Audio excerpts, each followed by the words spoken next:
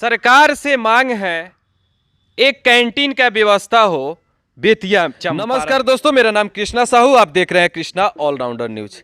यहाँ पे भूतपूर्व सैनिक है, अधिकारी हैं, यहाँ पे अपना मांग कर रहे हैं, जो हमारे देश की रक्षा किए हैं।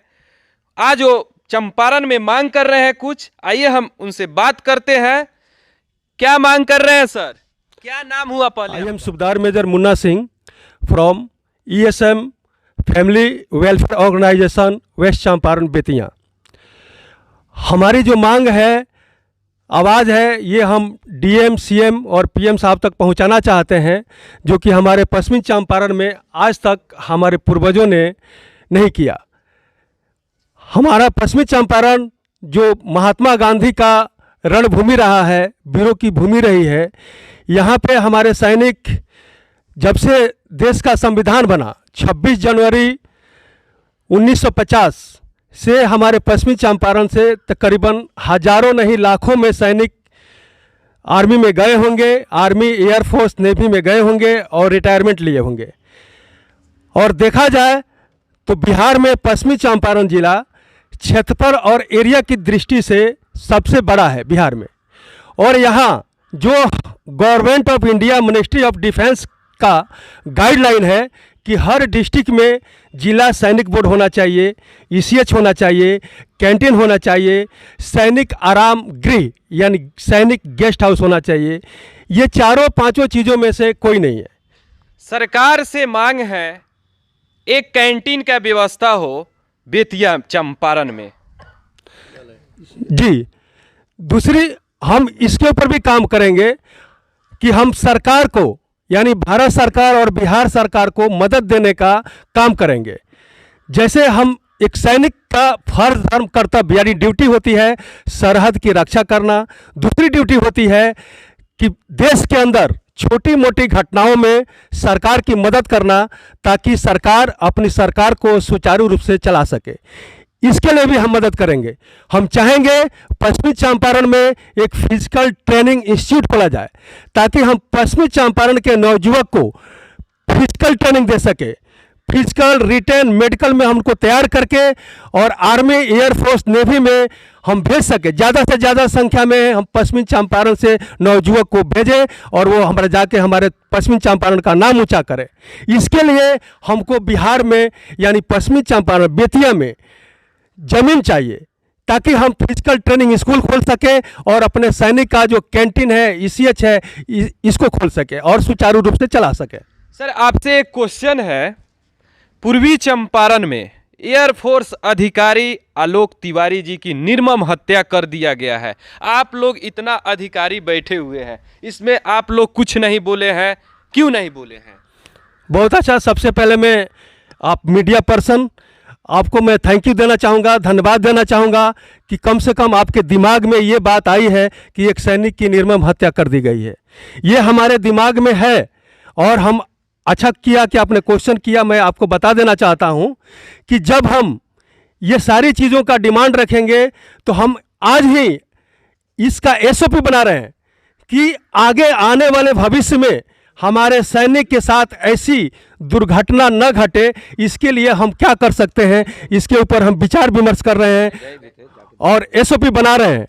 हम अपने, फिर मैं अपने नाम का, पार्टी के नाम का एक बार रिपीट कर रहा हूँ, ESM family welfare organization west Champaran Bettiah, that is पूर्व सैनिक परिवार कल्याण संगठन पश्चिमी चंपारण बेतिया।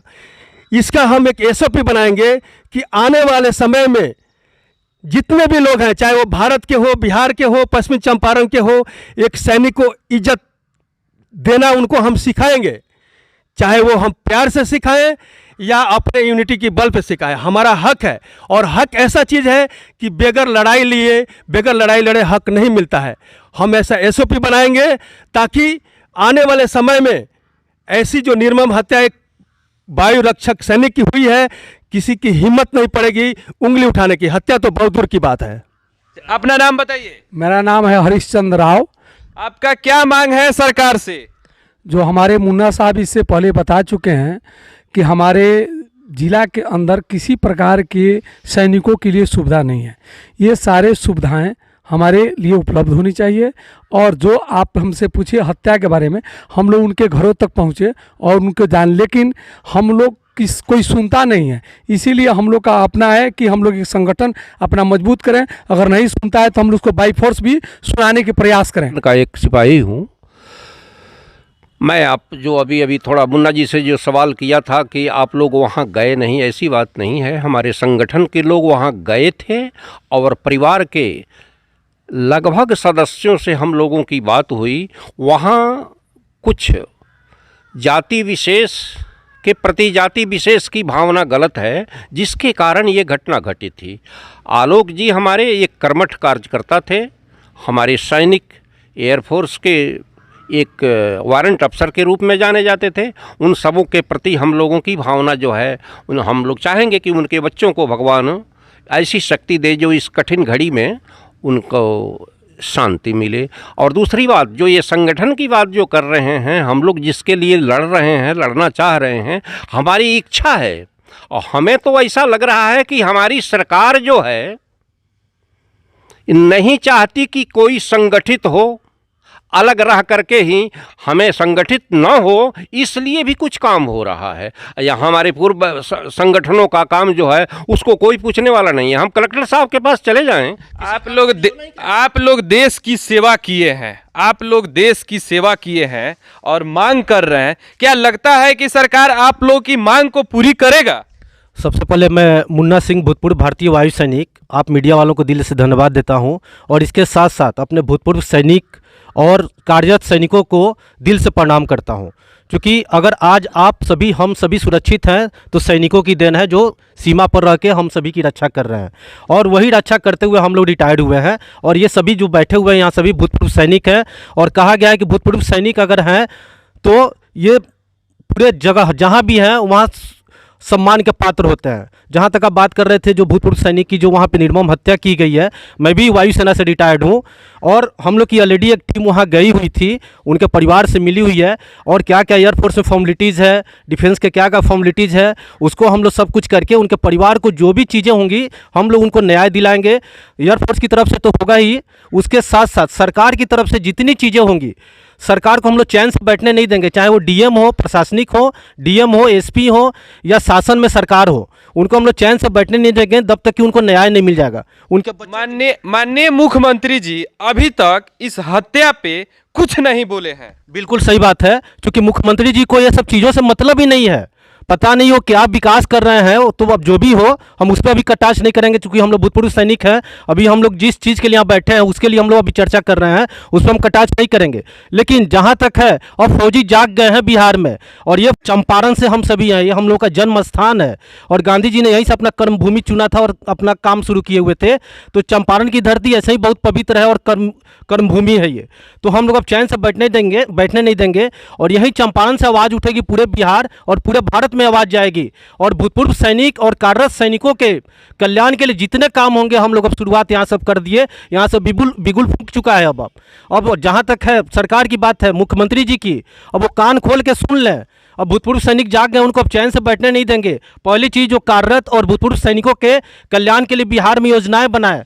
यहीं पे आप बगल में यूपी में देखिए, वहाँ भूतपूर्व सैनिकों के जमीन रजिस्ट्री के लिए 20 लाख तक का जमीन अगर रजिस्ट्री कराते हैं वो, तो कोई स्टाम्प ड्यूटी नहीं लगता है। बिहार में ऐसा क्यों नहीं सुविधा है? हरियाणा, पंजाब में जाइए, वहाँ भूतपूर्व सैनिकों के लिए हर नौकरी में सुविधा है, आरक्षित सीटें हैं। बिहार में क्यों नहीं है?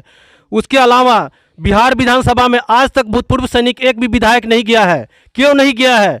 इसके लिए भी आरक्षण हो कि यहाँ से भूतपूर्व सैनिक जाएं बिहार विधानसभा में, क्योंकि वहीं से सब कानून नियम कायदे बनते हैं। जब तक भूतपूर्व सैनिक वहाँ विधानसभा में जाएंगे नहीं तो भूतपूर्व सैनिकों की कल्याण कैसे होगी? उसके लिए भी हम लोग आज चर्चा करेंगे और इसमें ही काम करेंगे।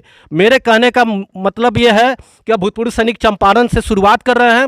बिहार में 38 जिला है और ये चंपारण से शुरू होकर पूरे 38 जिला में जाएगा। हर जिला में सैनिक कल्याण कार्यालय, ECHS हॉस्पिटल और CSD कैंटीन, ये बनना ही बनना है और हम लोग बनवा के रहेंगे और चंपारण से इसकी शुरुआत होगी। इसके लिए हम लोग माननीय अपने डीएम साहब से भी मिलेंगे, एसपी साहब से मिलेंगे, डीसीएलआर साहब से मिलेंगे, मुख्यमंत्री जी के पास जाएंगे कि ज़मीन आप आवंटित करें सैनिक कार्यालय के लिए सीएसडी कैंटीन के लिए हम लोग डिफेंस ऑर्गेनाइजेशन से अपने मिलेंगे। ये सब काम होगा जिसके लिए चर्चा के लिए आज हम लोग बैठे हैं। बहुत सारे हम लोग के सीनियर अपने रिटायर्ड फौजी भाई भी हैं। हम लोग तभी यंग में ही अपना आ गए अपना बॉन्ड पूरा करके।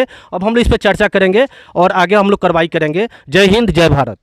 चंपारण में ये सैनिक है, भूतपूर्व सैनिक है, ये देश की रक्षा किए हैं, इनकी मांगों को पूरा किया जाए। जय हिंद, जय भारत।